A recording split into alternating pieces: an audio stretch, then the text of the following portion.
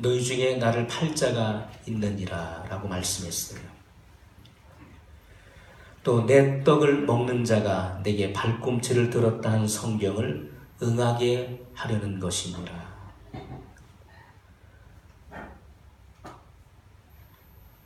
또 주님은 내가 한 조각을 찍어다가 주는 자가 크니라 하시고 곧 한 조각을 찍으셔다가 가룟 시몬의 아들 유다에게 주셨다는 말씀이 나오고 있습니다. 이렇게 예수님께서는 주님을 팔 가룟 유다의 배신을 예고하시고, 그리고 이런 주님의 말씀을 듣고 가룟 유다는 밖으로 나갔습니다. 30절에 보니까 유다가 그 조각을 받고 곧 나가니 밤이로라. 이때의 시간이 바로 밤이었다는 것입니다. 주님께서 그토록 아끼고 사랑했었던 제자 가룟 유다가 예수님을 팔아 넘기고 배신할 것을 예언하신 바로 그날 밤에 이제 남아있는 11 제자에게 하신 말씀이 오늘 본문의 말씀입니다. 여러분, 우리가 가룟 유다는 처음부터 예수님께서 주님을 배반할 자로 또 악한 자로 찍어서 부르신 것이 아니었던 것입니다. 우리가 마가복음 3장 13절 말씀에 보면은 또 산에 오르사 자기의 원하는 자들을 부르시니 곧 나온지라 이렇게 말씀하고 있습니다. 주님은 12 제자를 선정하는 데 있어서 그 전날 밤이 맞도록 기도하셨습니다. 그리고 나오사 자기의 원하는 자들을 부르셨다고 말씀하고 있습니다. 그래서 가룟 유다도 주님의 사랑하는 제자였습니다. 그리고 그를 신뢰했기 때문에, 그를 사랑했기 때문에 돈계를 맡겼던 것입니다. 그는 회계를 맡았던 사람이었죠.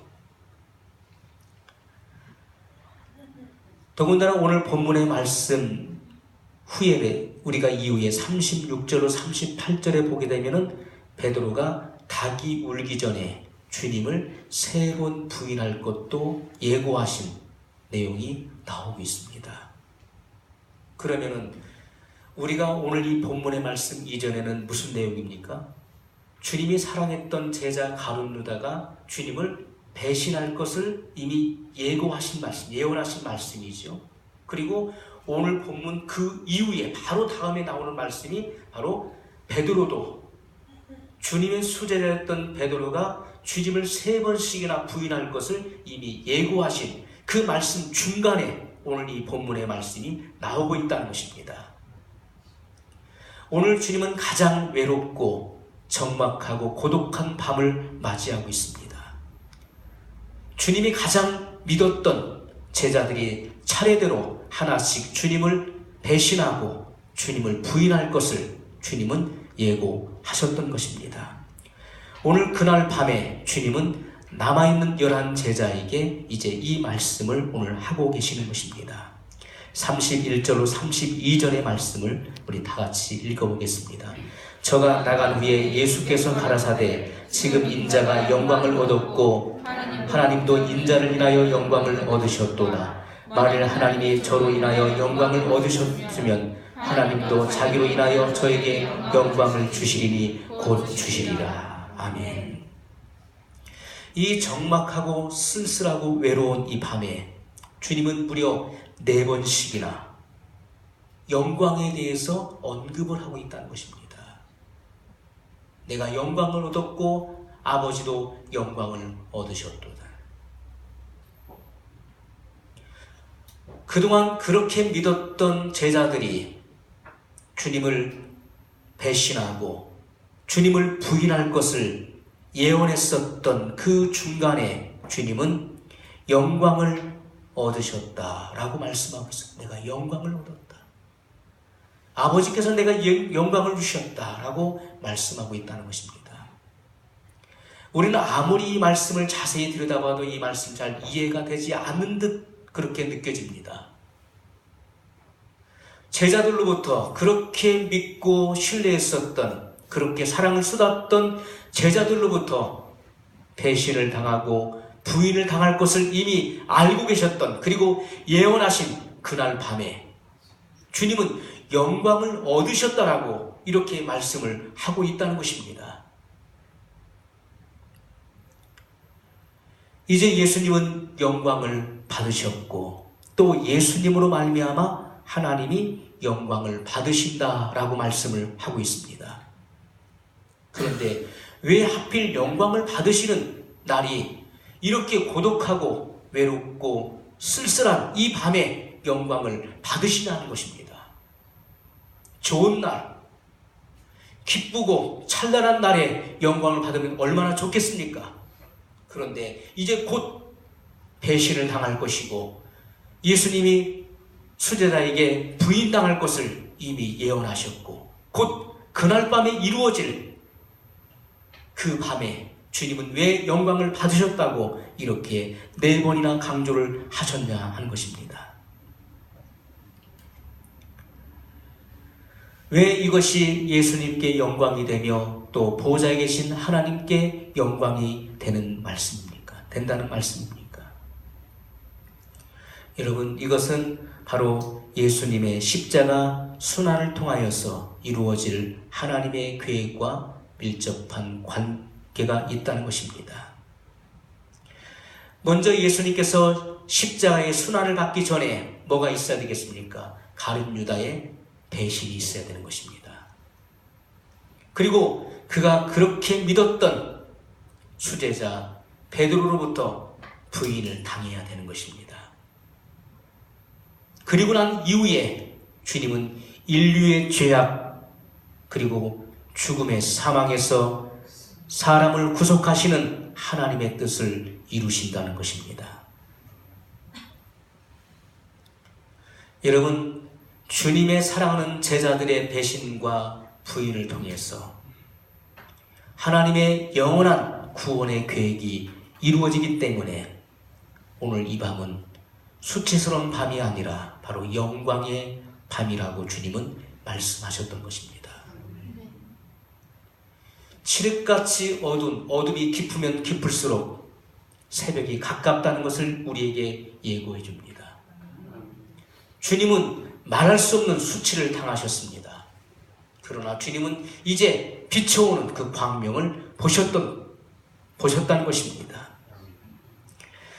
여러분, 우리가 구약의 그 제사 제도를 보게 되면은 대제사장이 7월 10일 대속죄일에 지성소에 들어가게 됩니다. 그런데 지성소에는 무조건 7월 10일이 됐다고 해서 들어가는 것은 아니었습니다. 물론 들어가야 되는 날이지만은 제사장이 지성소에 들어가기 위해서는 여러 가지의 과정을 거쳐야 되는 것입니다. 자기를 정결케 하는 그런 충분한 그런 과정을 거쳐서 이제 은밀한 지성소에 혼자 들어가게 됩니다. 그 누구도 대제사장의 뒤를 따라서 들어갈 자는 아무도 없습니다. 오직 대제사장에게만 주어진 특권이었습니다. 이제 그가 성소의 뜰을 지나서 물두멍을 지나 그리고 성소에 들어갑니다. 성소를 지나서 그는 휘장을 열고 지성소에 들어가게 됩니다. 그러면 지성소는 어떤 곳입니까? 지성소는 칠흑같이 어두운 장소예요. 모든 외부의 빛이 차단되어 있는 장소입니다. 우리가 성소는 어떻습니까? 성소에는 7 금촛대가 있지요. 그래서 그 촛대에서 밝히는 빛이 있습니다. 그러나 지성소는 그렇지 않습니다. 지성소는 외부로부터의 모든 빛이 다 차단되어 있는 장소예요. 그 속에 들어가는 순간 그는 아무것도 볼 수가 없습니다. 칠흑같이 어둡습니다. 이렇게 세상의 모든 빛이 다 차단되었을 때, 그때 하나님의 초자연적인 빛이 하나님의 임재 가운데서 비춰오는 것입니다. 대제사장은 바로 하나님의 영광의 빛을 그는 보게 되는 것입니다. 세상의 모든 빛이 다 차단됐을 때 비로소 하나님의 임재를 느끼고 그 임재 가운데서 비추는 기이한 빛을 따라 그는 이제 하나님의 음성을 듣습니다. 그리고 그는 하나님의 초자연적인 빛 앞에 서 있게 되는 것입니다. 여러분, 오늘 우리는 세상이 나에게 배신을 주고 그리고 내게 고독함과 적막함을 줄 때 그때 비로소 하나님을 철저하게 의지할 때인 것을 우리에게 말씀해 준다는 것입니다. 하늘을 날아가는 새들이 사람의 손에 닿지 않는 높은 나무 그 가지 사이에 둥지를 짓습니다. 그런데 태풍이 불면 어떻습니까? 태풍이 불면 어떤 때는요, 큰 나무가 그냥 꺾여서 쓰러져 버리기도 합니다. 또 나뭇가지들이 여기저기 꺾여집니다. 그런데 새 둥지가 꺾여지고 회파되는 것은 거의 본 적이 없습니다. 어지간해서는 그 새 둥지가 회파되거나 꺾여지지 않는다는 것입니다. 왜 그렇습니까? 새들이 새 집을 지을 때 어떻습니까?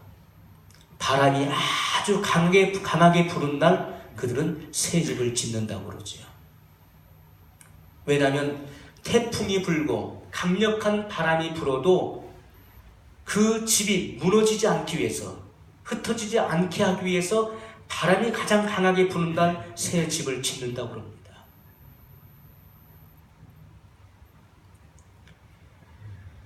예수님께서 제자로부터 배신을 당하고 부인을 예고하는 그날 밤에 주님은 가장 큰 영광을 얻을 것을 예고하셨다는 것입니다.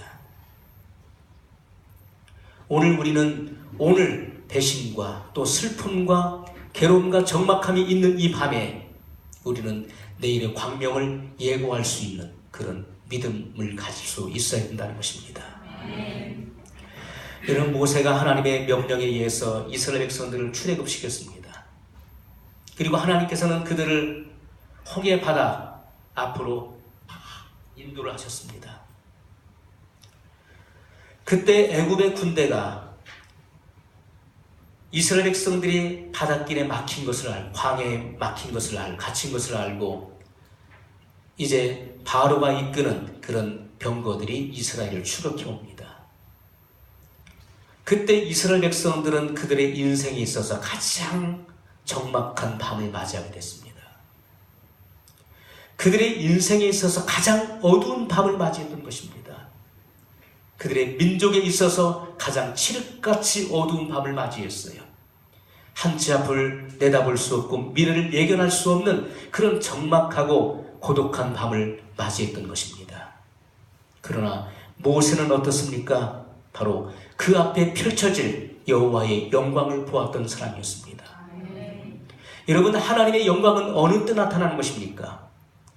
내가 의지하고 내가 기대하는 모든 기대가 다 꺾여졌을 때 비로소 하나님의 영광이 나타난다는 것입니다. 내가 무언가를 기대고 내가 의지할 뭐가 있을 때는 하나님은 역사하시지 않는다는 것입니다. 인간의 기대가 무너져야 돼요. 내가 의지하는 그 무엇이 무너져야 되는 것입니다. 그때 비로소 여호와의 영광을 보게 된다는 것입니다.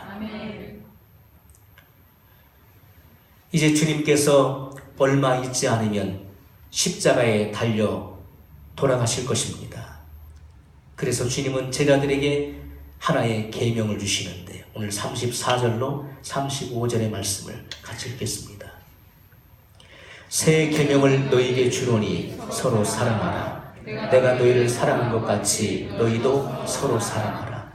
너희가 서로 사랑하면 모든 사람이 너희가 내 제자인 줄 알리라. 아멘. 자, 주님께서 이 고독한 밤에 제자들에게 내가 새 계명을 너희에게 주노니. 자, 주님이 제자들에게 새 계명을 준다라고 말씀하고 있어요. 그 새 계명이 무엇이냐?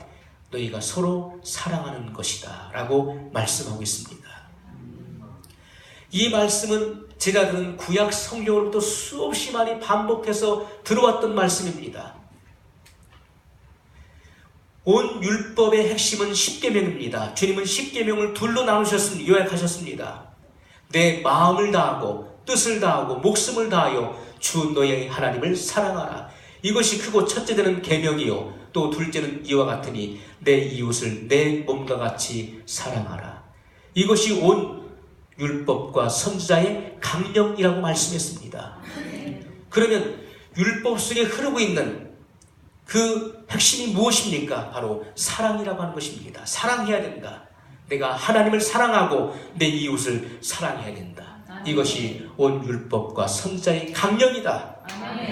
율법이 전해주고 있는 바로 핵심이라고 분명히 말씀했습니다. 그런데 이미 구약 성경에서 그들은 수없이 이 사랑에 대해서 반복해서 들었습니다. 그런데 예수님께서 말씀하시기를 내가 새 계명을 너희에게 주노니 서로 사랑하라고 말씀했습니다. 아니 구약에 이미 사랑할 것을 수없이 말씀하고 있는데 왜 주님이 새 계명을 준다라고 하면서 그것이 곧 너희가 서로 사랑하는 것이라고 말씀하고 인정하는 것입니다. 우리가 얼핏 듣기에는 그것이 새 계명같이 느껴지지 않습니다. 그런데 주님이 말씀하시는 새 계명, 내가 너희를 사랑한 것 같이 라고 말씀하고 있어요. 주님이 말씀하시는 이 사랑이 새 계명인 이유가 무엇입니까? 내가 너희를 사랑한 것 같이 너희도 서로 사랑하라는 것입니다. 먼저 이 사랑은 예수님의 사랑에 기초를 하고 있기 때문에 그 사랑이 새 계명이라고 말씀하고 있습니다. 지금까지 제자들은 살아오면서 이런 사랑을 단 한 번도 받아본 적이 없었습니다. 내가 너희를 사랑한 것 같이. 오늘 주님이 말씀하시는 새 계명은 내가 너희를 사랑한 것 같이 너희도 사랑하는 것이다. 이것이 새 계명이라고 말씀하고 있습니다.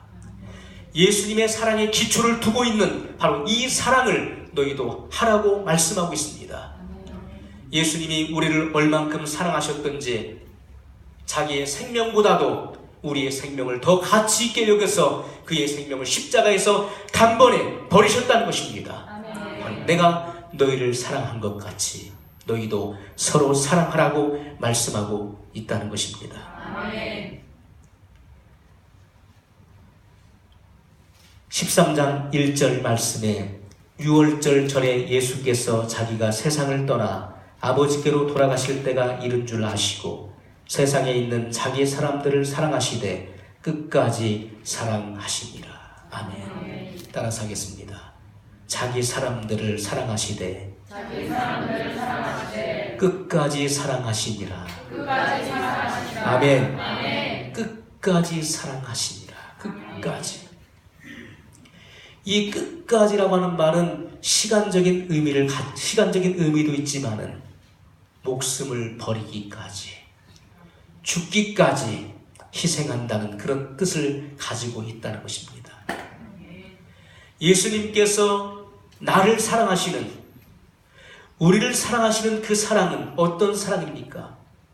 마치 이 세상에 내가 전부다라고 하는 그런 사랑을 하고 있다는 것입니다.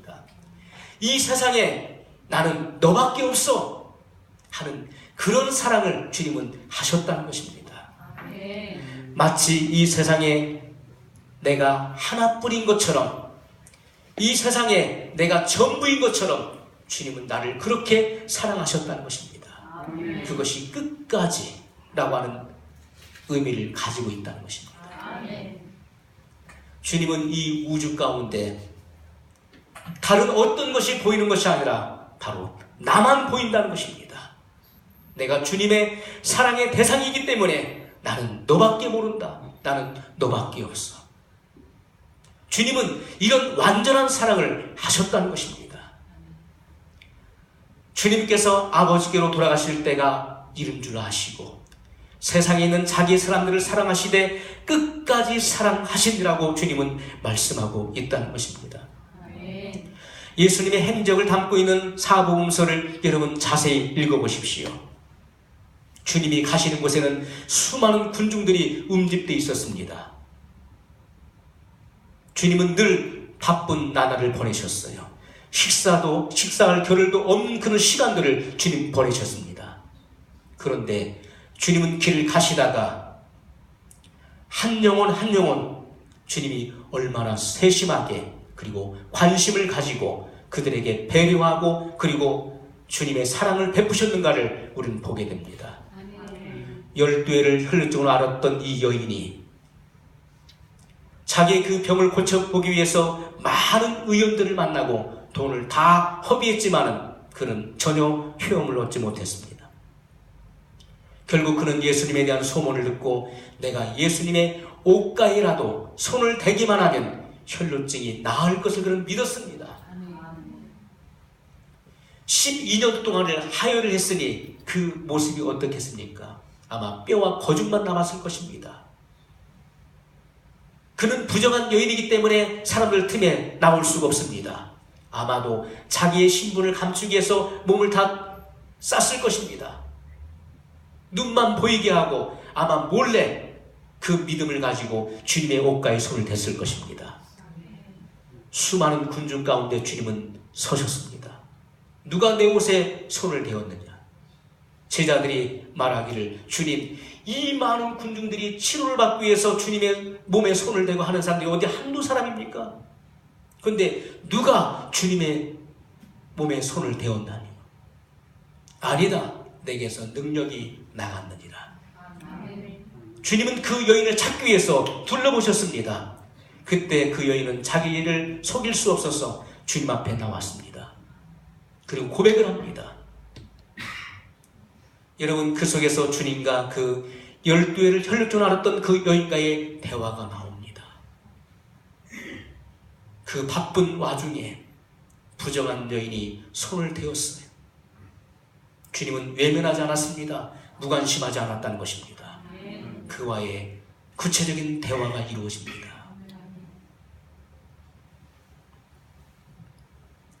주님께서 삭개오를 부르실 때에도 사람들로부터 인정받지 못하고 손가락질 당하는 매국노 취급받는 이 삭개오, 주님은 그의 마음에 사모함이 가득한 것을 아시고 그는 주님은 머물러 섰습니다. 삭개오야, 속히 내려오너라. 내가 오늘 내 집에 유하여야 하겠다. 그는 삭개오의 인도를 받아 그의 집에 들어갔습니다. 그리고 밤이 맞도록 삭개오와 많은 대화를 나누셨습니다. 삭개오는 너무나 흥분되었습니다. 주님의 말씀을 듣고 주여, 내 재산의 절반을 가난한 이웃에게 주겠습니다. 네 것을 토색한 것이 있다면 4배나 갚겠나이다. 율법에 명시된 대로 다 행하겠습니다. 이제부터는 주님의 말씀대로 살겠습니다. 라고 고백을 했습니다. 세리마트를 부르실 때도 그랬습니다. 주님은 그가 어떠한 형편과 어떠한 처지에 있든지 사람들을 가리지 않았습니다.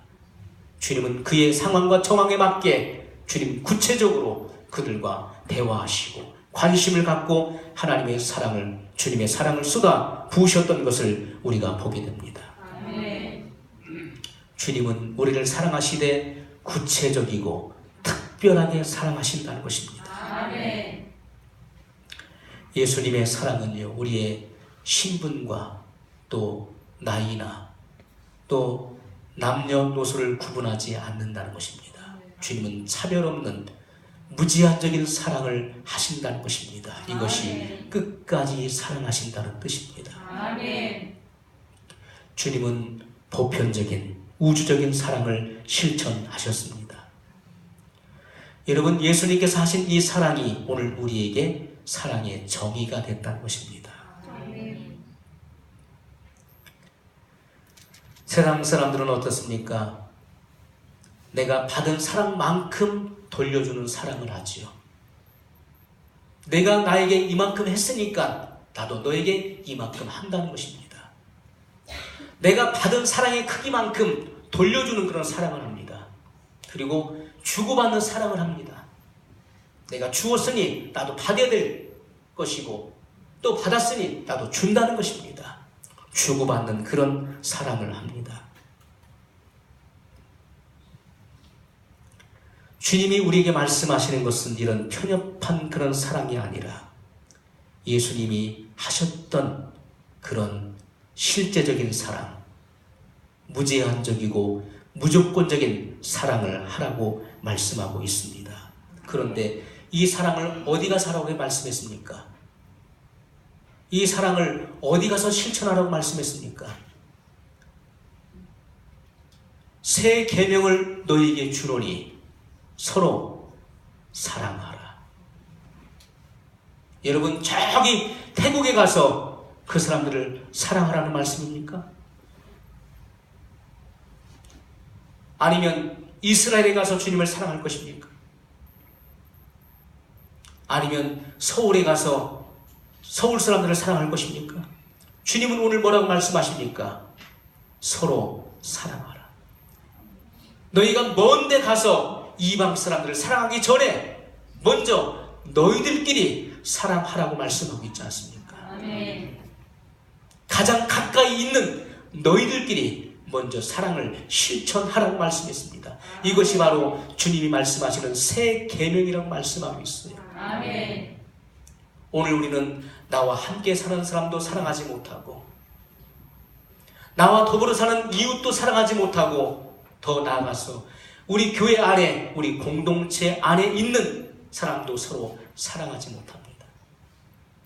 그러면서 여러분 세계 선교를 한다고 그러고 하나님을 알지 못하는 하나님을 대적하는 영혼들을 우리는 품는다고 그럽니다. 이것이 바로 어불성설이에요. 주님은 너희는 저 멀리 이방 나라에 가서 그들을 사랑하라고 말씀하지 않았다는 것입니다. 서로 사랑하라고 말씀하고 있어요. 아멘. 이것이 새 계명이다. 아멘. 내가 너희를 사랑한 것 같이 너희도 서로 사랑하라. 아멘. 먼저 가장 가까이 있는 사람부터 서로 사랑을 실천하라고 말씀하셨다는 것입니다. 아멘.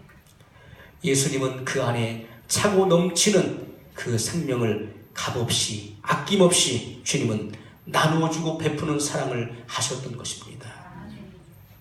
우리는 나의 피로 나의 공허함을 채우기 위해서 빼앗아 오는 이기적인 사랑을 하려고 합니다. 내가 지금 사랑이 필요하니까 내게 사랑을 달라고 내게 관심을 달라고 그럽니다. 이것은 이기적인 모습입니다.